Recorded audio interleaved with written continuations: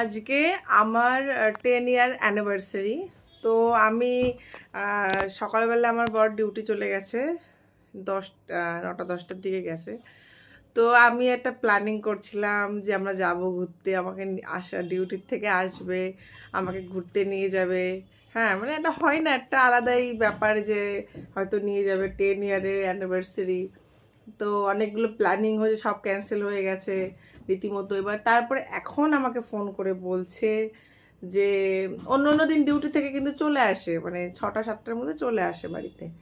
তো এখন আমাকে ফোন করে বলছে যে আজকে আমার বাড়ি যেতে 12টা বেজে যাবে, ঠিক আছে? তো মানে ব্যাপারটা এরকমই হয়, আশাও করতে হয় না, আর এই ফোর্সদের লোকদের বিয়েও করতে হয় না। এদের কখন কি হবে এরা নিজেরাও জানে না। সামনে 15ই আগস্ট, হ্যাঁ। তো এই কারণে সব প্ল্যান ভেস্তে গেল।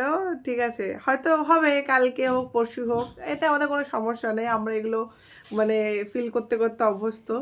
কিন্তু তবুও একটা ফিলিংস তো আলাদাই কাজ করে যে আজকে আমরা যাব বাইরে, একটুখানি রেডি রেডি হব।